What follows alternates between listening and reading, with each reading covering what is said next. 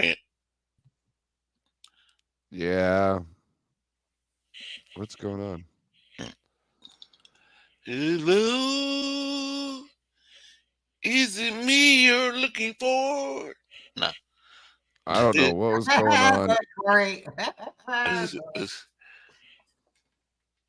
Welcome, everybody. We are having a wonderful evening. Yeah. We got already serenaded, even though Corey says he can't sing. He's over here. And that's true. Corey can't sing. You'll never see Corey on American Idol or any of them singing shows. Oh, I think we'll see Corey on American Idol. But It happened. Nah. You don't have a bad voice. Mm-hmm. Shout out to Terra Dome. Thanks for coming through, buddy. What's up, Pterodome? Yes. What up? Yeah, coming in with some Lionel Richie.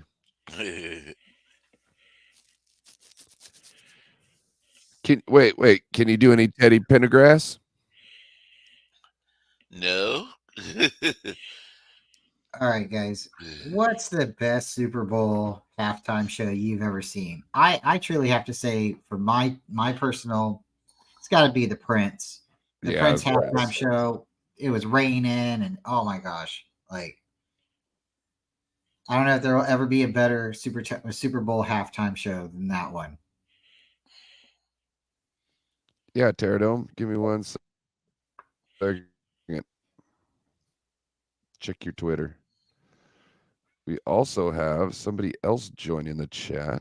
I don't know if they could say hi in the private chat, and Corey might be able to introduce you. Well, I'm dropping a link.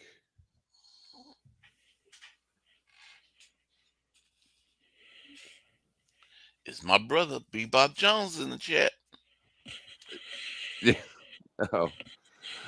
I guess the other person who's waiting to come in didn't hear what I was saying, but go ahead and introduce them.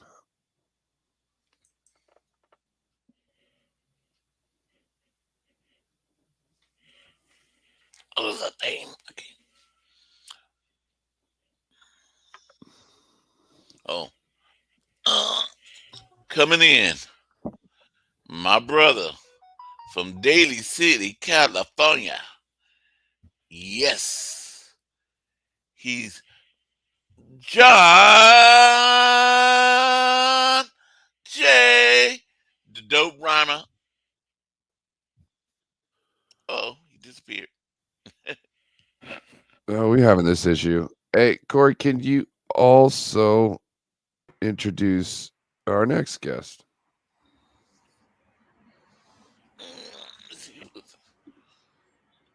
Okay. Here we come. Here he comes. I can just bring him on right now, huh? My brother, Terra Dome. Yes, it is. My brother. What's up, my brothers? What's up, my brothers? It's so wonderful to be with y'all tonight, man. I'm finally off and I can enjoy my crew, my brothers, hey, if I was having problems or whatever, man, we'd all meet at a bar somewhere. Hey, are you on your right mic? Yeah, I'm straightening it out now. I can hear it in the headphones. Okay. What's up, everybody? How's that? How's that sound? It's a little better. Little better? I'm going to pump it all the way up. Pump it up. Pump it up. No. You know what? One of my favorites was "Let Me Clear My Throat." Oh man! We groove to that one. We used to groove to Mercy, that one. babe. I hope you don't mind. How am I sounding now, brothers? Sounded better. Is it good? All right, cool. Yeah. Cool in the game. Celebrate good. Speaking of which, Talk to me. Cool in the Gang, Pulp Fiction. Jungle Boogie. That's why I get it. Jungle That's why I Boogie. get it when he Jungle said, Boogie. cool in the gang, brother. Get up, only get down. You sending the wolf. That's all you had to say. Oh, so it was funny because the other day, I think it was I was with you. yesterday. Yesterday I texted Mariah and Bashar in our chat, and I was like, "So did you guys go and watch Pulp Fiction after that?" And then I gift them with the I'm the wolf. You know what I'm saying? With the gift Winston of the Wolf, Harvey Keitel, Yes. just crushed it, man. He is one of my favorite characters all time.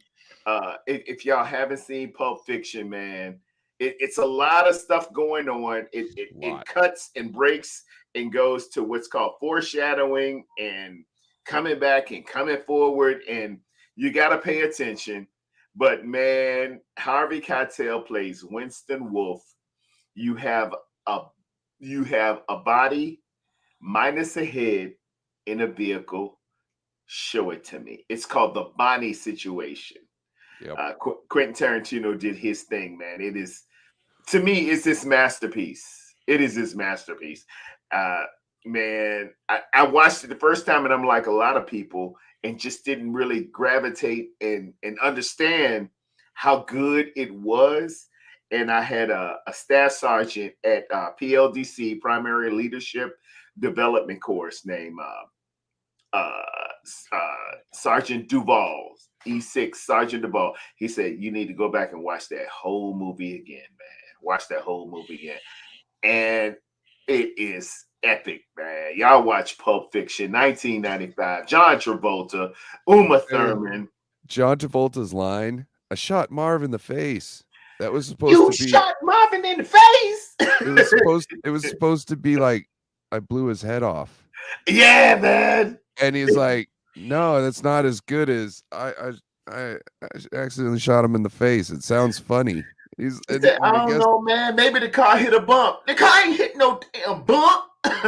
So I guess at one point, Quentin Tarantino looked at somebody and goes, man, I didn't know I was creating a comedy. You know what I mean? But there's certain times in it, it's just so freaking hilarious. It's so funny, man. And they show up at my man's house and they say, hey, let me ask you something. Quentin Tarantino said, let me ask you something. When you drove up, did you see a car that said, did you see a sign that said Dead Negro Storage? Did you see a sign that said Dead Negro Storage? Store dead Negroes in my job, Jules. Oh my gosh. You got to understand, I was 11 when I saw that the first time, and I'm looking at a guy that looks like a grown version of me saying that word, and I'm like, why are you saying that word? And then I'm like, I'm really confused because Bonnie's a black lady, right? Yeah, so I'm like, he should know he shouldn't be using that word. Out of everybody, he should know.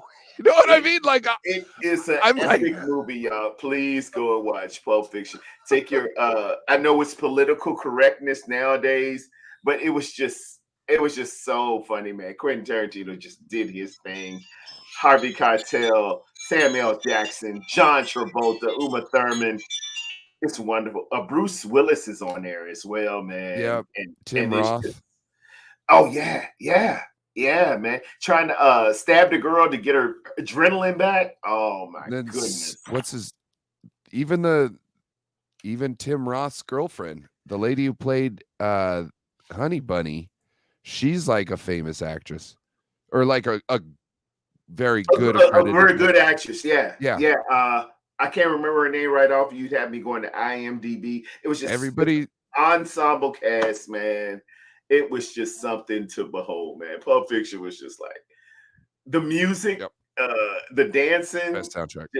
It revived John Travolta's career, and my man, No Border Sports, man. Ryan, you brought that on up, man. Thank you so much, man. I love that movie. I'm a movie buff. I'm a film guy.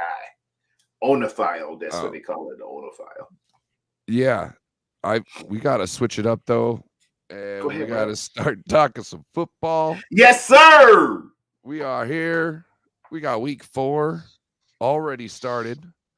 I got to make sure I set my fantasy football team so my deranged ex-girlfriend doesn't start talking crap again in the fantasy league. See, you have to do it on Thursday too, because that Thursday night football is actually part of everything. Did you have anybody? You gotta do it Wednesday. You gotta do it Wednesday. You gotta do it Wednesday. I know. Yeah, I know. I've been sick, so I have kind of not given a fuck. You know what I'm saying? Yeah, You man. definitely got to do it Wednesday, because if you look at your league on Tuesday, you can see who you can cut and who you can add, and then Wednesday you can change. I mean, I'll tell you what, it's so much fun. It is. I know. Hold on. Let me ask this question, if I could. Bryant. Yes, sir. What is your fantasy football team name, and how are you doing in it? I have two leagues I'm playing in. I'm playing in Mariah's league and I'm playing in Jess's league. Those are two different leagues. The first league, Mariah's league, I use my middle name, which is Lynx, Lynx, the cat. And then that's your hold on, stop right there, man. That's your real middle name? Yep, Lynx, Lynx. Are you also crazy like a fox? No, I got cat like you. Crazy like a fox and nimble like a lynx. That's Bryant Lynx Cup. Yep. BLC. So I like the women's basketball team Lynx. That's a cool team. But anyways, I'm 1-2 because I've played Tony both leagues. We both play in both leagues, and she's played me early in both leagues. And I also played Jess, and she beat me by like 2 points. It was like 90 something to 90 something, and she beat me about a couple points. So that was a lot of fun. I had Aaron Rodgers on my bench in both leagues because I like Aaron Rodgers. I wasn't going to start him. Nobody could blame you, bro. Especially not the New York Jets owner. I mean, it's a sure shot, but oh man, I feel it for you, bro. I put him on my IR. 49er minded. Hey Corey, just kept him. We got somebody waiting in the wings. Yep. Raphael, man, good to see you, my brother. Coming in. Shar in here. Coming in, my brother, all the way from Corona, California. The Lynx by Atari. Bashar. David Corona. Big Dave. What's up, man? What's up, man? Good to see you. Yeah, you too. What's up? So right now I was on Michael's show. I bet CEO $50. Oh, looks like we against losing his Ravens connection. That's crazy. Come on, Ryan. You bet 50 on what? What you bet 50 against the Ravens on Christmas. CEO. Oh! You going hard? You putting down the Christmas? Oh yeah, he's talking smack. I was on Michael's show right now. He's at Brock Purdy won't win us a Super Bowl. I know, and he's an average quarterback, and he doesn't do. Yeah, he is a little bit like Michael. Hold on.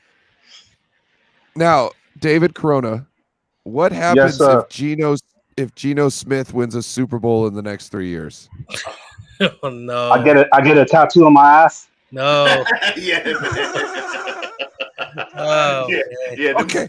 Ask whatever questions you want. That's big. That's big. That's not happening though. Geno Smith won't win no Super Bowl. Yeah, not before us. No, not in the next 3 years. No way. No way. So if we get one this year, I'm rooting for the Seahawks next year, bro. Oh hell no! You really want me to get that tattoo on my ass, huh? No. Man up. Hey, when I get that tattoo, I'm gonna send it to you too. Don't send it to me. No. Yeah. I'm good. I believe you. Actually, maybe I'll break it in for you. I'll be the first one to. Pause. There you go. Yeah, you can slap it if you want.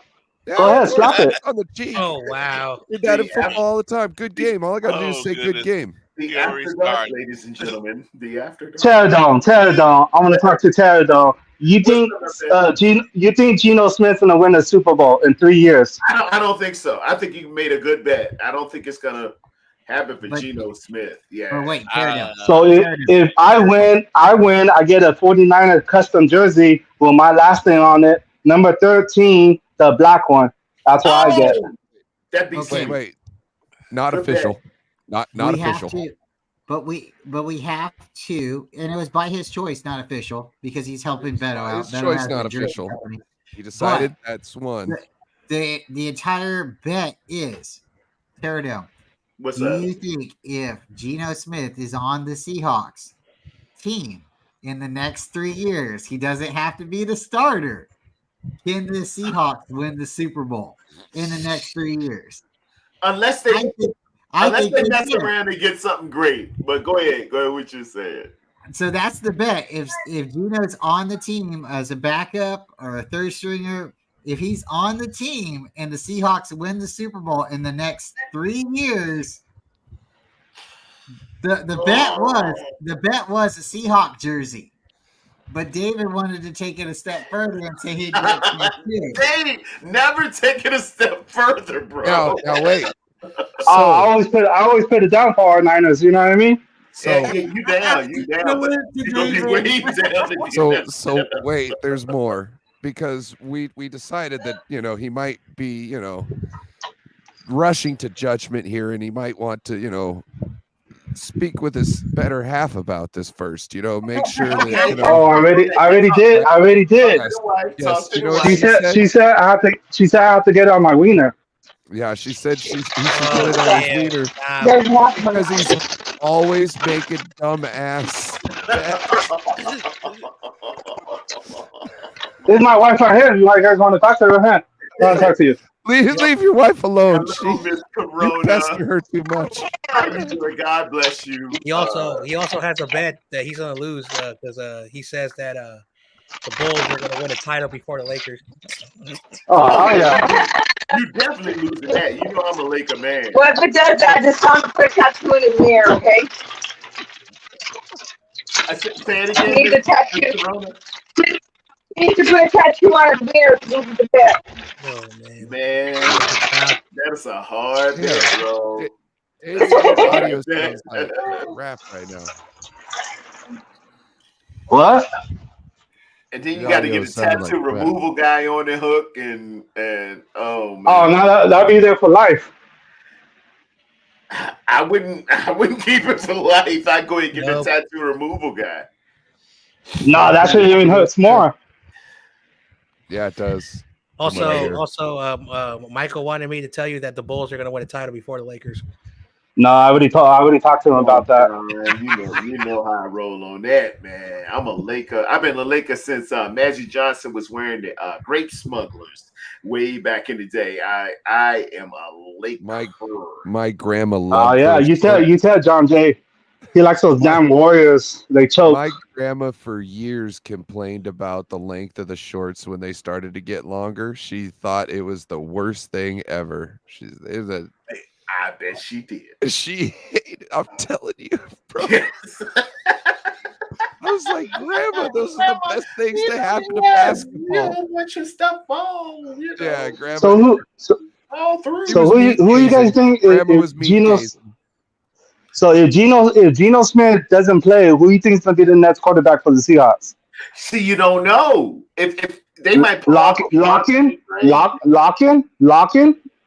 They might pull off. You never know what they might pull off. That's They won't win no Super Bowl in 3 years. If you're gonna be locking that much, you need to start popping with it too. yeah, man. Oh, I will. Popping and locking. Good. That's why I picked $50 out against on Christmas. The Ravens not gonna beat us. I hope not. Oh, no. We're playing in Baltimore, right? Yeah. No, I think it's in Santa Clara because I'm supposed to be going that game. Which You're one? going? Okay. Is it the Baltimore Ravens and the 49ers? Yep. Ooh. On Christmas. Day. On Christmas. Day. Yep. And we're playing Thanksgiving too, man. We gotta, And we got the Lakers against Boston on Christmas too. Oh man, have y'all checked out Winning Time on Showtime or not Showtime? It's HBO Max. Man, they do such a wonderful job of really capturing how that Lakers Celtics, that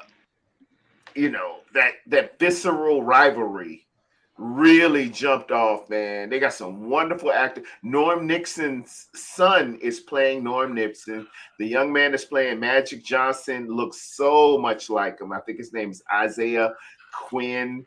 And they got a Kareem Abdul-Jabbar, man. They really, really captured. Who's playing Bird?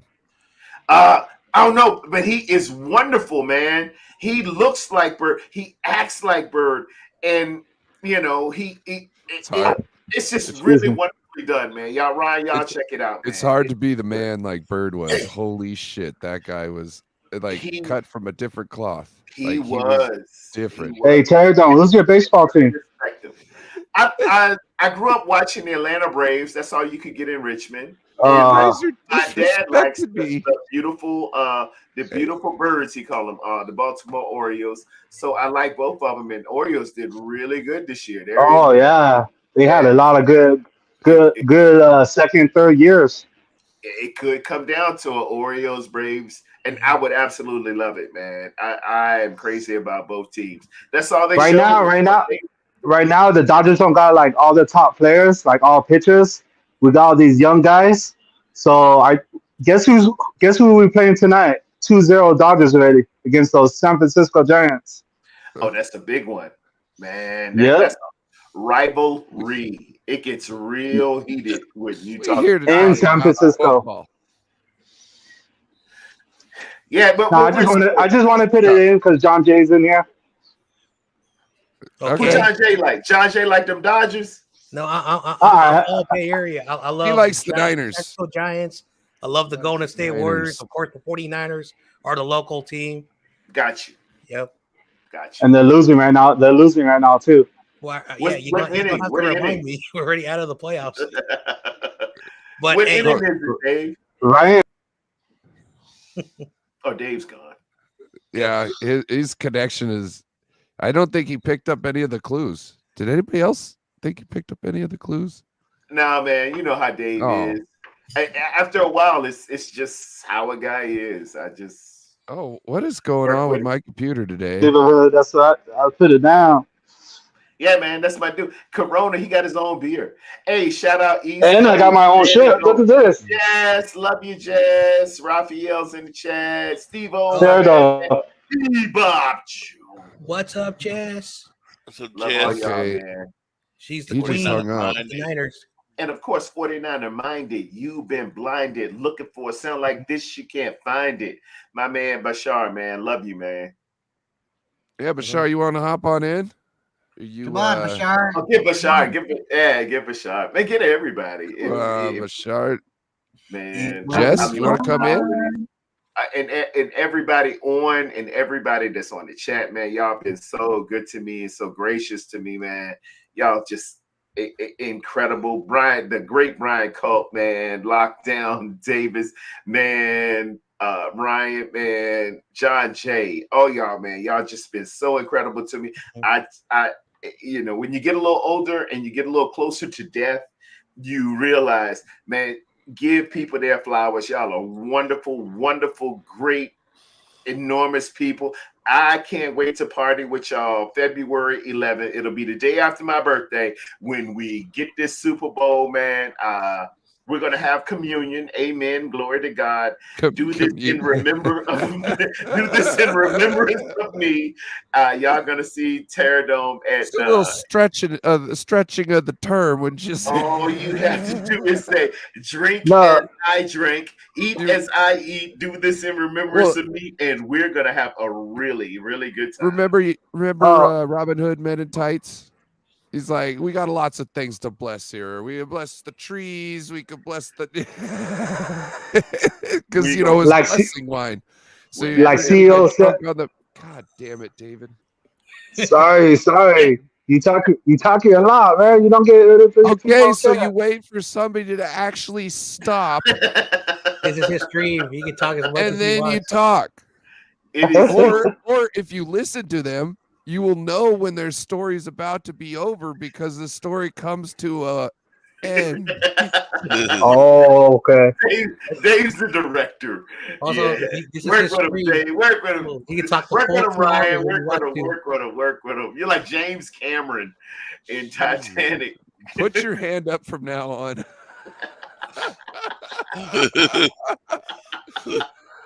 Love you, Dave. Okay. Yeah, I love you David. too, man. I love all you guys. Can I talk now, please? I said, okay, now, David. That means you've been Like CEO said, the Niners won't win the Super Bowl because all we talk about Super Bowls. We're gonna win Super Bowls, and we blow it, and we blow it, and we blow it.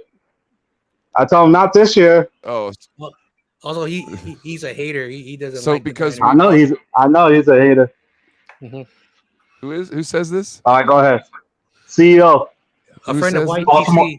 CO. Oh, Baltimore Ravens. He's a Baltimore Ravens fan. Yeah, YTC has a big So- community, and he's a Baltimore Ravens fan, and he has nothing nice so to say us about the talking Niners. about a Super Bowl, us talking about winning a Super Bowl is going to stop us from getting one? Explain to me how that is. He doesn't like the because- Niners. If he knows what will and what won't cause your team to get a Super Bowl, then why isn't he out there winning back-to-back Super Bowls? I don't, Also, I want to point out something. He said that the Ravens are the #1 NFL franchise due to the time they've been in the NFL. They've won more Super Bowls in a short time span. So again, he's a little bit out there, just to say the least. Well, like I guess he could kind of say that for as long as they've been in the ring and on a win percentage, and they did have an amazing defense for like 10 years. So, but still, like there's teams that are winning right now more so than them. You know what I mean? It doesn't matter really about what happened in the last 10 years. It really matters what happened last year as far as who won it and who's winning right now. So for him to kind of like get to that position, he's reaching and grasping for something to give himself validation, and he can't. And just being a successful team isn't enough for him. You know what I mean? And he said when we played them in the Super Bowl, they turned off the lights. I said, yeah, you blame the GM for that. I said, well, you guys got lucky because Ray Lewis was going to retire, and he was holding who he was holding? Crabtree, number 15. He was holding them in the end zone, so that should be an automatic first down, right? Oh, very big, very big. Yeah, they were Not just holding, that, they were killing. But you remember when they returned? Was it the kickoff or a punt? I can't remember. It was the They kickoff. So they returned a kickoff. Half, yeah. I believe, if I remember correctly, I remember watching Ray Lewis and somebody else pick Cowboy up and move him out of the play. Oh, they were holding on that one too. You're right. Yeah, You're right. Yeah, there yeah. was one under each arm, and it looked like they made it look like they were like double teaming him, like double blocking him. Yeah. And they just picked him up by the inside of his arm, didn't let anybody see it, and just moved him backwards. Yeah, they were cheating. But if you ain't cheating, you ain't trying. You know how I go. That whole Wanna Super take a Bowl. shot out. really- Jason Go ahead. Niners smash Massey, and we got Laura Cat. Yeah, you got in the that right, building. Brian.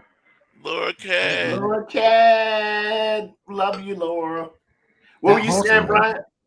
That whole Super Bowl started out really bad for us because we had an offensive penalty that set us back when we had our opening drive.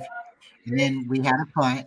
They did score fast on us. It's hard to say. You can't say for sure that they would have blown us out and the defense would have corrected its position or we would have responded on offense. But it sure looked like we were going to get blown out. And then something happened. The lights went out, right? And then they did find a squirrel a squirrel in the breaker box. So that is kind of funny. But Vegas, maybe they did something, maybe they didn't do something. This isn't the first Super Bowl that's been manipulated by somebody, and obviously this one definitely had something funky go on. But we came back, and it was really weird because we had an opportunity to win that Super Bowl. Yes. We ran down the field with Frank Gore, and we tried Crabtree 4 times in the end zone. Ed Reed was across the scrimmage line. There was no flag thrown. Then when we did not score, turnover on downs, they got the ball. What did they do? What did they do, guys? I know you know. I'm a special teams guy, so what they do? They took a safety. Their punter ran out of bounds, right? Yeah, they ran on out of bounds, took that safety. They know we were, out of contention at that time. Rather than get the pick, they took a safety, which was, because they wanted to punt the ball off to us as a kickoff, because a safety you punt. But anyways, they wanted to send us all the way down the field because they relied on their defense and didn't think we would be able to come down the field again. Yeah. Frank got lucky, and for four times you don't give Frank Gore the ball one time to try to head. I think that was our cardinal sin right there, guys. A little strategic. You're right. I'm gonna hit my bell. Mm-hmm. Yeah, you got Seattle, huh?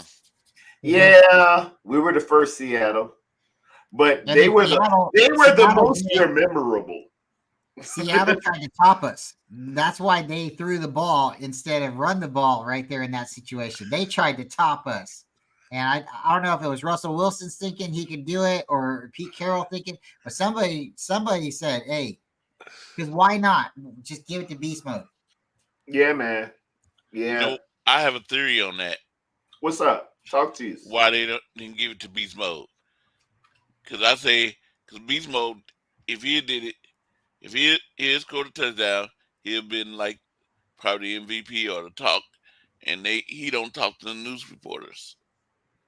Yeah. But they didn't want him representing that. True. So they said we try to get Russell Wilson to do it.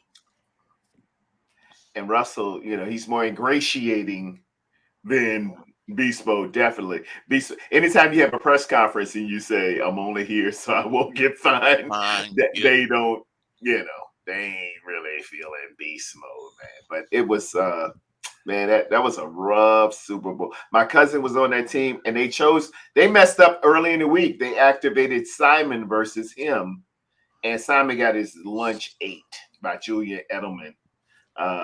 My cousin would have did a lot better. Like Marcus Burley, you know where I'm at with it, my brother. I absolutely adore and love you, and the family is so proud of you.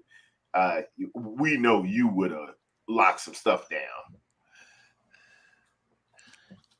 In the Kansas City game, 49ers versus Kansas City, I think they did a lot of dirty things, not calling the penalties. Oh yeah, Nick Bosa was held all night, man. Mm-hmm. They didn't care. Yeah, on that deep foul. The back of his jersey should not be looking shredded like that. I understand, like the inside of the front of his jersey, I can see that. Yeah, but that back outside should not be that messed up. Yeah, I remember. I remember that play. Like it was 3rd and long, and Patrick Mahomes had a lot of time, and Nick Bosa, rushed, and whoever the left tackle was held him, like chokehold him. The camera showed it to millions of people who were watching it, and I was screaming in my TV, flag, and then Patrick Mahomes, 5 seconds, just staring down through the ball. No defenders at the wide receiver. No defenders. There was no defenders at that wide open receiver. So that really pissed me off when I saw that play. They call it. And who else was getting held at the time too? DeForest Buckner. He was getting held too. I saw him getting held. We were so loaded. I mean, he was inches away to getting to Patrick Mahomes, but he was getting held. We were loaded. Everybody was. Yeah, man. And hey, that's how I go, man. I understand you need to let people Watts. you need to let players play, but when it comes down to it, you still got to uphold the rules of the game. Yeah, especially when it's so detrimental to the biggest games. Right. And I've seen them, and not just 49er games. I've seen them really blow games. Like LA was playing the Saints. It was a blatant pass interference, and they just like, well, things happen. You only need to throw a couple penalties to get it to mostly stop. You know what I mean? Because like after the second time, the coach is gonna be going like, I can't do anything to stop this as far as I can't tell the ref, hey, that's not holding. So you guys are gonna have to stop fucking holding. You know what I mean? Like that's just what happens. And you're gonna see everybody on the line, they're all gonna tighten up on what they're doing because they don't want to be the next one to get the penalty. Yeah. You see, in like when Kansas City played Tampa Bay in the Super Bowl, what happened? Kansas City got flagged almost all the time. They were getting flagged. That was a horse of a different chicken. Man, they came to play. But I agree with you, Ryan, and I agree with both of you. You early on, you have to get a barometer, if you will, of how they're doing tonight.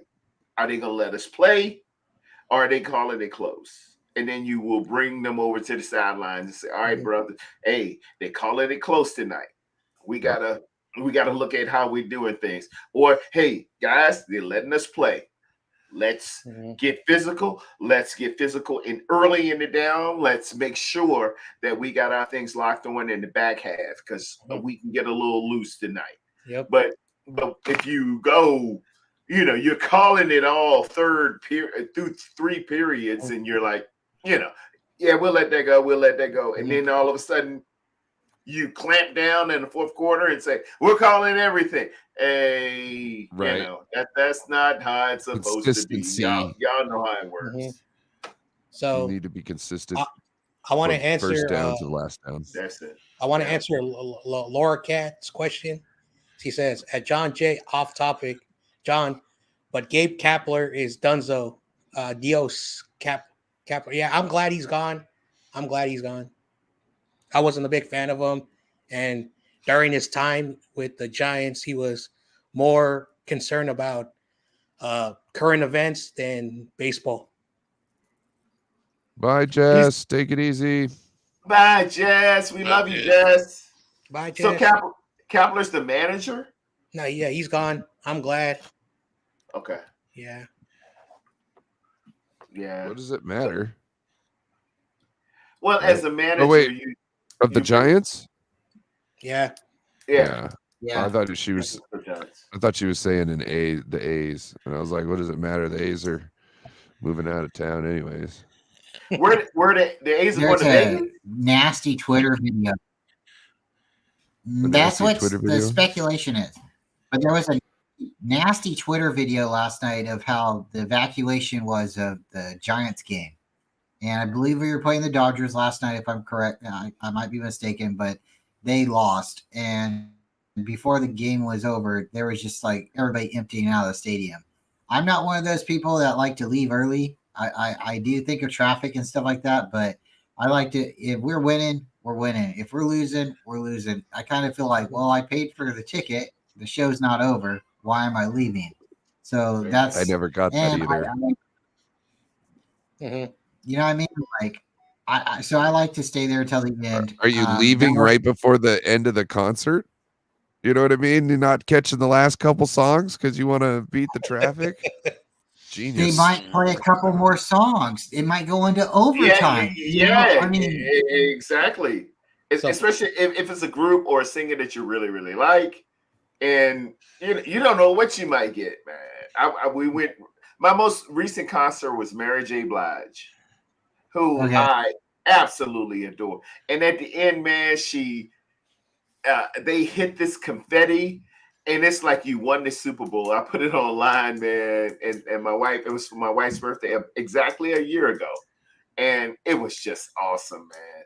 And if we had left early, you can kind of anticipate the crescendo of somebody's performance, particularly if you know them very well, because the big hits start coming towards the end, and you kind of know, but you got to get all of that, man. You got to experience the whole thing. It's Mary J. Blige. Oh my God, the soundtrack of my life. Can't knock the hustle. What's the 411? My life. Just Hey, everything. can you hit the ding bell real quick? Because we got to shout some special lady out. Miss Taylor Swift, who's taken the league by storm. Yes. She came on to the Kansas City Chiefs. Their ticket sales have doubled. Wait, I thought these guys won the Super Bowl recently. Why aren't their ticket sales out?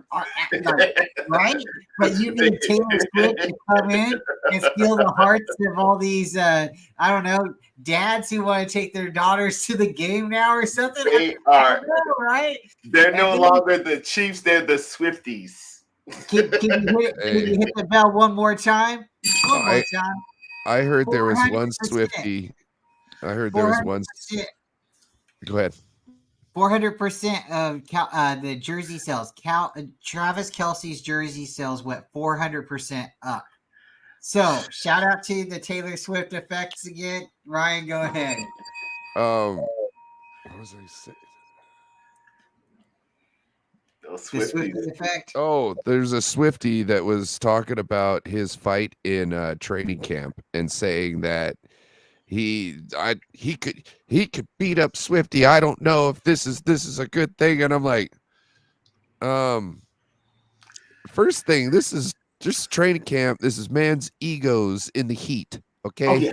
Like chill out. You know what I mean? This is what happens every year. And these guys aren't going home and just beating up women. It's in the heat. There's ego. People are tired. There's a lot of things going on. Hey, shout out Chrissy. Thank you for coming through. Hey, Chrissy. That's my buddy there. Chrissy 1687. I'm salty about that. Hey, I can understand. It's just who'd you want her to hook up with then? Well, it's just that celebrity that comes with you dating a big celebrity. I remember back in the day, man, Kobe telling Lamar Odom, "Hey, man, don't mess with that Kardashian." Oh man, I remember. Don't. This is a different world, bro. Don't do it. Don't do it. They change men. I got it. It does. They change men. And it will be to your detriment. The super never good. Not saying anything bad about women, man, but when you really are dating those celebrities like that, it brings on a whole vibe. You're like, what the hell? I was just going to practice yesterday. Why is everybody just following me drinking coffee? What is going on? Hey, man, it get different. It do. I know that was a weird situation. How Lamar Odom, how they found him, how he was hospitalized. That was like uncharacteristic. Yeah. I don't want to get too much details what happened, but the way he was hospitalized, where they picked him up, was not. He was trying to get free. You know what I'm saying? Like he went and did some "you can't tell me what to do" type stuff, and he took it a little too far because he obviously was, cooped up in a certain. And I'm not defending anything that he did, but I know exactly what he did. Why he did it. That was you can't tell me what to do. And I was like, that poor man. That poor man. Because you get locked into this bubble, and you're already a star. From your rights, you've been good since middle school. You've been good since elementary school. You've been high school, college. Now you winning a championship. You with Kobe and everything. But boy, when you deal with these big time celebrity reality show artists, women, it's like, what in the F have I gotten myself involved with? I just thought I was dating somebody. Nah, bro. It is different. You're dating the whole operation. Yeah. It the Taylor Swift effect. No, that is not the Taylor Swift effect. Taylor Swift is way, man. She's out of this stratosphere, and she's made records like with her ex and stuff. Man, Like, it seems like she just doesn't know what she wants. Kim knows what she wants, gets it, trashes it. That whole family just like they just suck the soul out of people. That is a wonderful illustration. Shout out to you, my man. Yeah, it's a wonderful illustration. It can bring up some stuff you didn't know. You think you're just dating a chick. You just think, hey, oh, it's nice lady, man, look good. Yeah, we gonna vibe and stuff. Man, it's their fans. The devil wears Prada. The only one I know that pulled it off was Jay-Z. Jay-Z did a masterful job with Beyonce. It was wonderful. But if Jay-Z was Tom the post office worker or Greg the Kinko's work, man, he would have lost his mind. He would have lost. I heard 50 Cent talking about one time he's seen Jay-Z and he went up to talk to him, right? And because in their songs they kind of go at each other here and there, right? Yeah.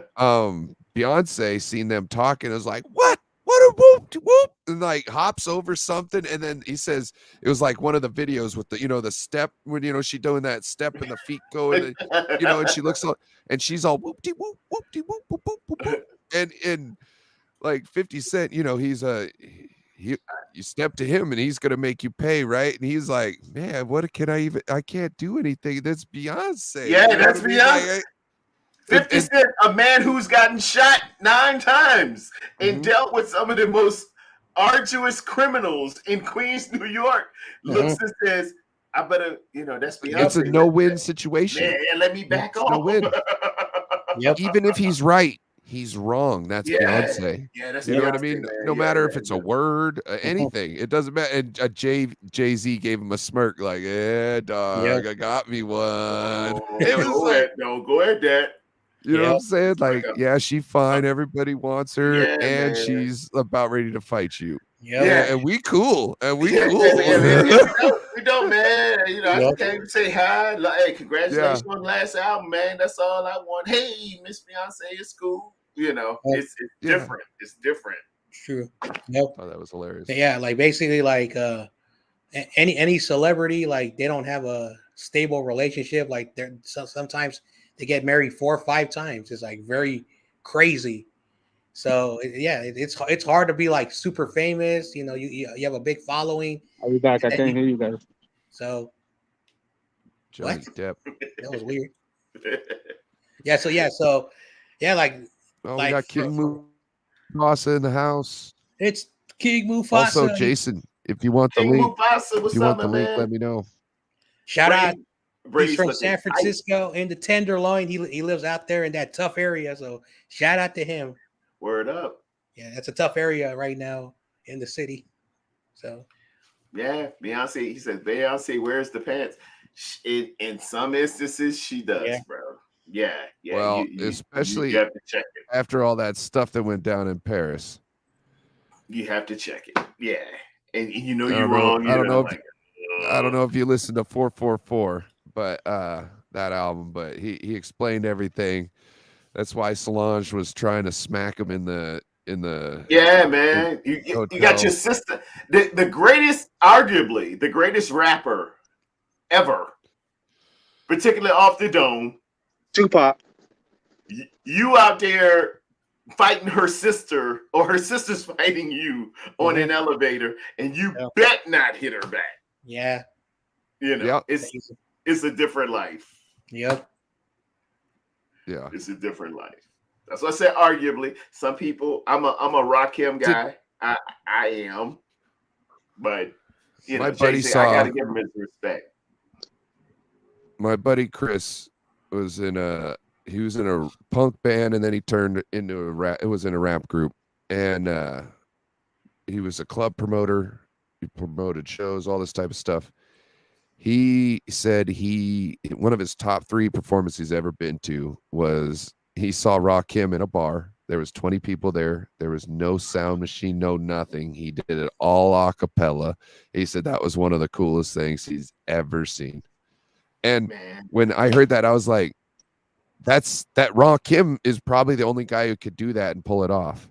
Yeah, you know what I'm saying? He's really one of the only rappers who can do that and pull it off. When I heard Check Out My Melody back in 86, y'all, I had hair then. And this dude was just on something different. His metaphors, and it's out there on Twitter, man. People have retweeted and retweeted what I wrote about the Fiend of the Rhyme, man. I just recently saw him at the House of Blues about 3 or 4 years ago. This dude, without cussing, man, could just I bought his book. He just could get into a rhyme.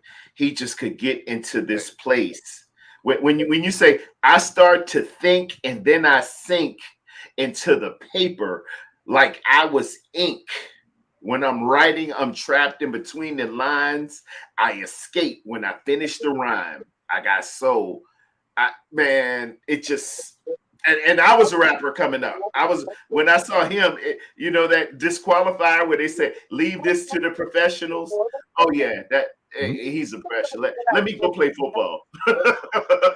Hey, he's real. I can still picture I think she's Puerto Rican, like a blonde-haired Puerto Rican chick in Check the Technique. Oh. You know what I'm saying? She had that white suit on. Ryan, I'm telling you Ryan, right now, when he says, I can remember that lady. Oh man, God, when he says, let's check the hits and check the file. See who bit, dissect the style. I flip the script so they can't get fouled. At least not now. It'll take a while.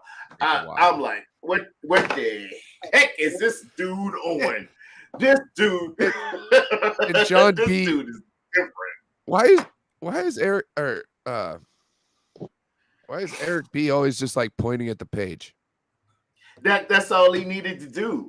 He's just pointing at the page. The way it worked out in his book, he said he was 15 or 16 when he signed the deal, and he couldn't get top billing because normally you say the rapper and then the DJ, but Eric B was older and he was over 18. So Rakim it was originally Eric B featuring Rakim so he could get money. He couldn't be the headliner because you were a minor. You're officially a minor. And they just kept the name Eric B and Rakim until later on. And he says, man, I'm Rakim, so I gotta go ahead and do what I gotta do. But that's why Eric B gets the credit most of the time. And Eric B's a wonderful DJ, but man, Rakim was different, right? He just, especially how they had to put together music back in the day, like cutting up the strips and taping it on the wall and then splicing them all together. Yeah, like, you know what I mean? It was real tape. Real tape. It was real tape. Yes, it was real tape. Literally real, REEL.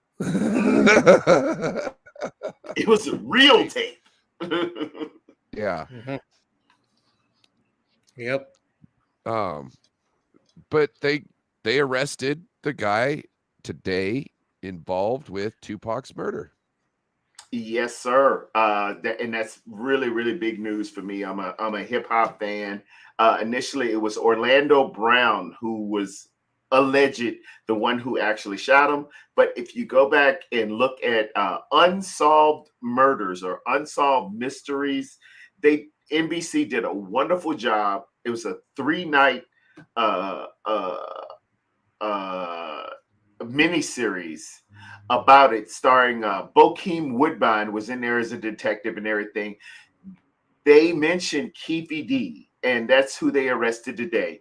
Keefe D was supposedly in the vehicle when Orlando Brown shot him, and it all stemmed from that night in Vegas. It was a Mike Tyson fight, and they, the footage has been out there.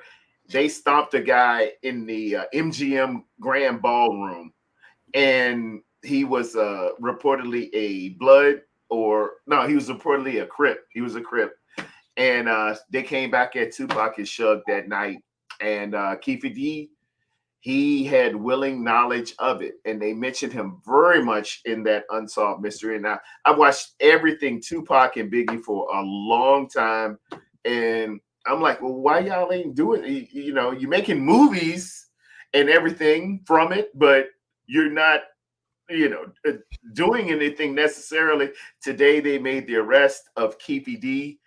He's indicted, and he definitely knows who was the trigger man. He was in the vehicle with him that night. All the descriptions said it on say Vlad that. TV. Yeah, it's been on Vlad. You're right. I seen him on Vlad TV saying, "Hey, yeah, you know, hey." Which this is some hilarious stuff because the Vegas cops were like, we've been looking into this for years, and it was like, well, if you just watched Vlad's fucking shit, you would have been able to figure this out a long time ago, bro. Yeah, how am I above you guys? How do I have more knowledge? So, and that put into the frame of mind, you know, maybe they just don't care or something. But they made an arrest today. Maybe they're just not that smart. Jason, can you direct message me, Jason Niner Smashy Massey? Can you please DM me on Twitter, and I will send you the link. Ryan, I can go do it. I just have my phone in the other room, and I was being lazy, so I'll do it. Jason, I'll send you the link. Corey, what's up with you? You eating? Corey probably eating. Yeah, he's eating his spicy chicken. No, I'm joking. He doesn't Corey, like spicy. Yes, I'm eating. Probably doing. What are you eating, Corey? Fish on Friday. I have a chicken burrito. Ooh. Oh yeah. From where? There you From go. where? From this place in Point Richmond called what's it called? Tamaya. Tamaya. You got some guac on that burrito? No, I don't like guac. Sour cream? Sour cream, yeah. Yeah. Love sour cream. What happens when sour cream goes bad? Is it good cream then? It's like milk, rotten milk. Ew, gross. I tried it before, and I because it was like we had it for a while, and I tried some, and it's okay. Nah, don't even try it. It's nasty. Because the name is sour cream. You're like, well, if it's sour cream, maybe it goes good, you know. But Home run Giants, Forest. That's a guy thinking. 3-2. Our season's over, so I don't care what happens after this weekend. Sweet cream. 49er minded saying sweet cream. Sweet cream. Yeah, it turns sweet. Bashar, what's up, my man? He was on with yeah, what's up, Bashar? The legendary Ted earlier, and I was giving my 2 cents. Ted Talks. And you know, Ted is Ted. But I was on for you, Bashar, man. Love you, man. I was on Twitter earlier and I seen somebody and they were like, did you show? They were talking shit about what is it? What do they call them? Fakefuls. They're saying, you know, that now all of a sudden they're calling people fakefuls and whatnot on there, and they're like, did you show this to Ted? And I was thinking, like, well, why didn't you? You know what I mean? Like, if you so ballsy, just at him. You know what I mean? Like, put his name in that chat. Yeah, get that smoke. Yeah, you know, like, talk come to on. him. If you don't like it, Corey. Oh, I guess I'll take care of it. Corey, you eat. Never mind. Corey eating. I can do it. All right. Do you know who we're inviting in? Oh, I don't see his name. You didn't put it in the private. Look at what Bryant said in the private. Oh, okay. I'm reading it correct. Here we go. Coming in, my brother, Jason Messi. Hey, Cheers, gentlemen. How's it What's going? up? Hello. To you, my brother. How you doing, Hope I didn't man? me- How you I doing, hope I didn't- Jason? hope I didn't mess up your name. Hope You I did. said As long as you as long as you don't say Masse, because it sure as hell ain't French. I don't give a damn. it How's the Hey, how's the beverage? what's wrong? It's I'm good. I got a French. nice little Black Russian going tonight. Nice. Oh hell yeah! Hey, yeah, Black Russian. That's I don't I know. try to be like Ivan Drago, Elijah Drago. Well, Wait, I've never Elijah tried a Black Drago? Russian with this stuff before. The Pinnacle Whipped. Oh man, Okay. that's a whole nother level of good. Word up. Word Never up. tried It's it. like Where you coming it's like from, having Jason? the cream. I'm sorry. What state you in? I live in Washington. I'm not too far from Seattle, just south of Seattle. Okay. Ooh, enemy territory. Enemy Oh, yeah. territory. We gotta get together for breakfast. We do. Yep, we gotta do that. Let me ask you, Jason. You think Baltimore's gonna beat us on Christmas? I sure as hope fucking don't want them to beat us. But I mean, Baltimore's a betting legit again. team, though. I mean, They they're legit. good. What else can we say? They're We- for the last We have a 10 tough years. stretch. We They have a do. tough stretch. We don't know where we're gonna falter in there. It's only There's game gotta 4. be- We we're could gonna be be terrible. dropping They could one be or terrible. two. Who knows? Yeah, who knows what happens by the time we get there? Yeah. Yeah, they legit. They stay One legit. of us could be out of the contention. You know what I mean? Yeah. As far as it looks, Yeah, Nah, tank we top may- is how to sell in this house. Mm-hmm. Oh, really? It's hot there? Oh, Man. my wife needs it to be like 9,000 degrees in this damn house. Oh, I know what you're talking about. Yes, sir. It's like it's not even cold, or it's not even that cold. It's like, can we turn off the heat? It's too damn early for this shit. Yeah, man. I run that AC until, and I'm in North Carolina, so I run that thing until October, November, man. Ooh, North I Carolina. lived in Goldsburg for a couple of years.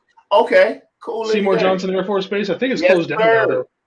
Yes, sir. I'm at Fort Liberty now. They changed the name. Yeah. Okay. My stepdad I visited him there for one summer. Okay, cool. It was actually real nice there. Ain't bad. Ain't bad. You got to make your fun, but Damn it's all right. They call it Vietnam. It's a lot of stuff happening sometimes. All right, so I got a good question. Go ahead, bro. All right, so what's the or maybe not a question, but a discussion point, right? Like all of us have great minds here. We can probably really dissect this. Let's go to the 2003 NFC change where they decided to mix everything up with the divisions, right? And before we get into it, let me run through this real quick. The Cardinals used to play the Cowboys. Yeah, The Seahawks used to be in the AFC West. they were. The Saints, the Panthers, and the Falcons were in the NFC West. Mm-hmm. Yep. So then they scrambled everything up. And then since then, the Seahawks, the Rams. Well, the Rams went to the Super Bowl prior to the mix up. So they kind of are like the mulligan in this situation because they had their 99 and their 2000 run. Then the divisions changed, but they were really good at that time. But then the Cardinals had kind of two renaissances. They had the Kurt Warner era and they had the Carson Palmer era where they were really, really good, right? Yeah. And this entire time they had Larry Fitzgerald. Yes, sir. Then like Russell Wilson, I know like maybe he's being exposed now, but he really just had our number. Then, but before then they had Matt Hasselbeck and they had Sean Alexander and they went to a Super Bowl. So that's the Cardinals and that's the Seahawks. And we already know the Rams had went to a Super Bowl. Now the Rams moved to LA. They go to a Super Bowl and lose it. The Seahawks lose a Super Bowl, right? Yep. The Cardinals, they lost their Super Bowl against the Pittsburgh Steelers. So now we went twice. We could say maybe there's some referee decisions that might have decided our game, but we have a really prime team right now that can make a really, really strong run at it. But looking back at these teams and stuff like that, Anquan Bolden was on the Cardinals. when we got him on our team, were we not legit? Oh, Right? yes, sir. Right? Yes, sir. So there's Yes. some players, right? So like if anybody I think this is a great discussion if we can get into it where it's just let's analyze our opponents, and at this point, like the Seahawks, they should be better than they are right now, right? But maybe there's their quarterbacks holding them back, or maybe there's just been some bad plays. We all know that the Cardinals they presumably are tanking, but they are a lot more formidable than they want the NFL to know. Like Yes, they're sir. not just laying down, but like just my thoughts. I'm thinking next year they're gonna be a really good team. Look out, they could be a really really good team. You look at the Rams. The Rams are trying to hold whatever they have together left. They still have a Super Bowl quarterback. Out of all of our quarterbacks right now, they have the best quarterback. Am I wrong? I think just in the division, they have the best quarterback. The dude's has had a broken back. And Kyler Murray with the Cardinals, we don't know if he's leaving and going to Las Vegas to play with the Oakland A's, Las Vegas A's. We don't know if that's happening or if he's going to continue to play because they have Dobbs now. And just recently, Dobbs' jersey was released into stores. So look at that, right? I mean, like now they're starting to believe in him. They're starting to sell his jersey. So I guess I'm going to turn it to everybody. Like, let's start out with Ryan. The NFC West since like 2003, the Niners have really kind of turned a corner. But is there really like? Has it just been like really a turnaround for each team? Because we've seen the Cardinals be good, we've seen the Rams be good. You know, the Seahawks. Is it now our turn?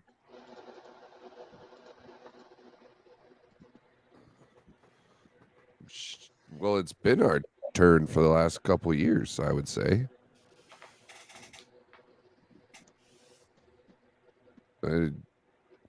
Yeah. They haven't been doing much, and we've been going to the playoffs. It's we've got like the most stacked team in the league as far as talent goes. You know, and names on it, like our offense, our 5 specialty players essentially on offense are some of the best in their positions. It's nasty. George Kittle's like ranked 3rd. Christian McCaffrey's top at his position. Brandon Ayuk, you know, is a true number 1 wide receiver. I don't know where you rank him, but he can line up and go against any DB. You know what I mean? You got Deebo Samuel, which there's nobody like Deebo Samuel in the league. He is the one everybody's trying to be like. And then you've got anybody who can play in that fifth role, because it's nasty, because you got to deal with all those other weapons that whoever you plug in, just as long as they're competent and can run the system, they look like superstars out there. You do. Would you say that the offensive in your opinion, do you think the offense has finally caught up to the defense? Yes. With the addition of Purdy, Yep. essentially, it unlocked it. He can process things quick enough to where he can, when he hits his back foot hits, he could throw the ball. If Jimmy had issues, he'd stare down that first read and everybody would just swarm to it. And then anytime he had multiple other reads downfield, he was never confident in them because he spent too much time figuring out if one was there. And so he was always, I'm guessing, late to all the other reads when they open up. Because a lot of these reads are opening up because of motion that has just happened. You know what I mean? So somebody turning a left, and they need to be looking for that ball right then. If you're not looking at them before they turn left, you don't know, you've already lost it. You have to have that ball essentially on its way before they make that turn, because other than that, the defensive back can just undercut them, get better leverage on them. So, I mean, I would like to see him throw everything, but it doesn't matter because he's able to throw everything in the system that is asked of him, right? We don't need a Josh Allen throw right now. You know what I mean? We might need one in the playoffs, and hopefully he's got one saved for us. You know what I'm saying? You know what I mean? Hope so. Right.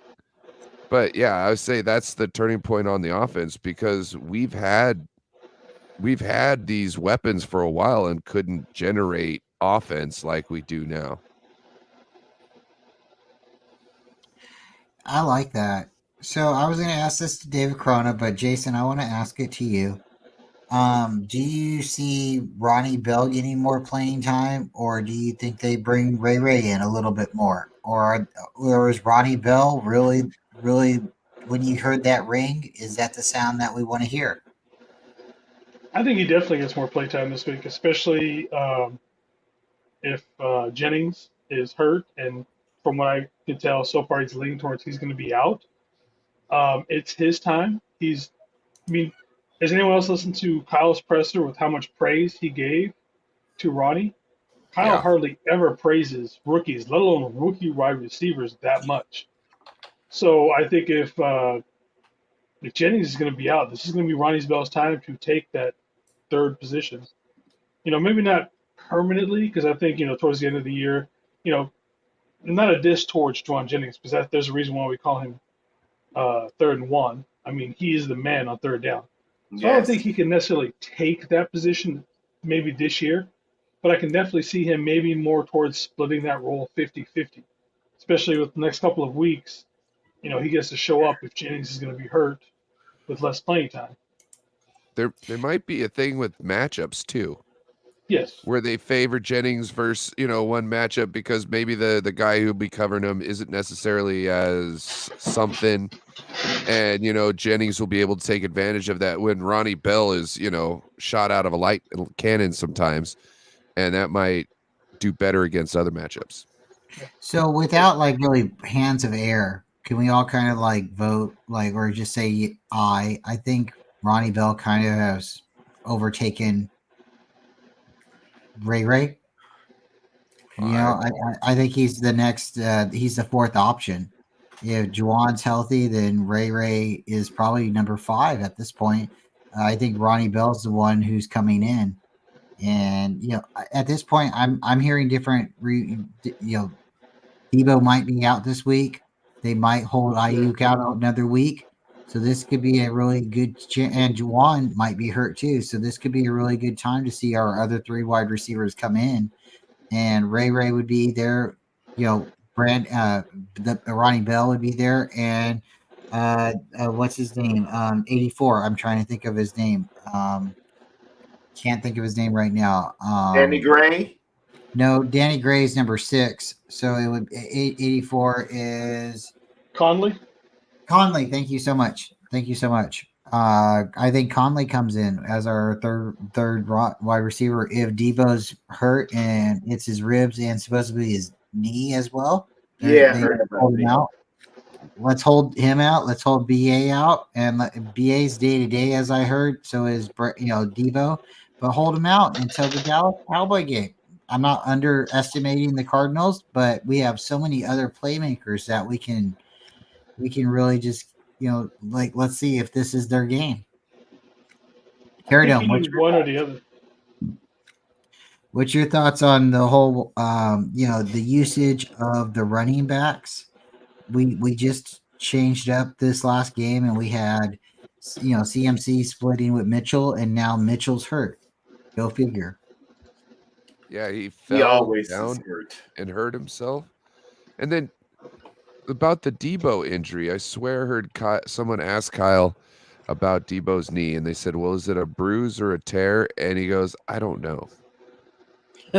Wow. I don't know if I'm right on that. Or if no, you're right. Kyle was a little snarky with his answer, too. And I'm thinking, you don't know? Now, wait. How do you not know? if you know he might not be able to play in the game, you got to know why, right? Is it Oh, yeah. because of a frickin' bruise? I don't think so.